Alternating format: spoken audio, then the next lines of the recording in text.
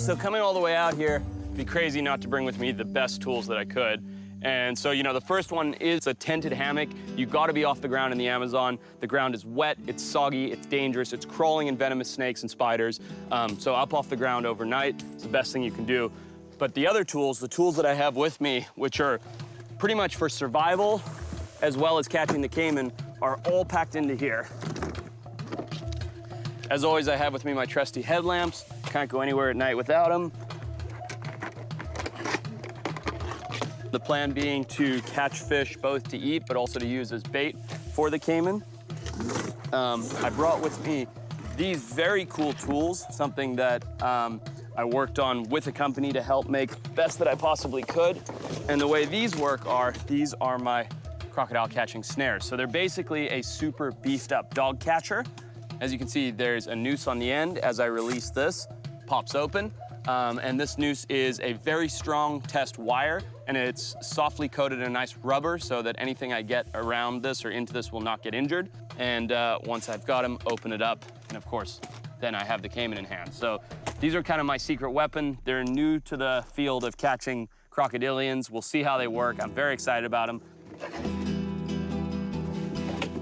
Now, to go along with those, I have this. Now, this is an amazing night eyes light. Turns on white like any regular flashlight, but then if I see an animal, the caimans are very capable of picking up this spectrum of light. However, I can switch it to red. This is a spectrum of light that crocodilian eyes cannot see very well, so they're not gonna feel as threatened, and I can approach them far more quickly. So this is a great little light that I brought with me. As always, I've got my snake hook, collapsible, so it fits in my pack. Never go anywhere without it, even when I'm in the Arctic, which makes no sense at all. This is my DNA kit. Very simple. It's the same DNA kit I take with me everywhere. It's got a full set of tools. It's got all the sampling stuff, gloves, needles and syringes for blood extraction, sterile vials for tissue samples.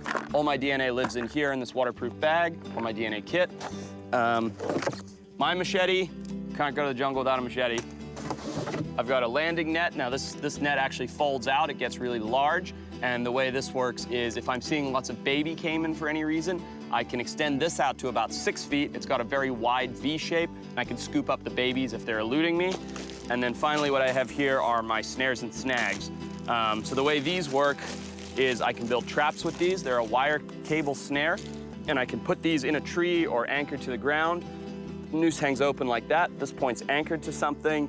My crocodilian comes in, nibbles on bait, something like that, creates a trigger, which then tightens like that, and the animal's stuck. Now, this has to be done very carefully. It has to be done above water, somewhere the animal won't get injured on sticks, won't get snagged, won't drown. And that's it. That's my full array of tools.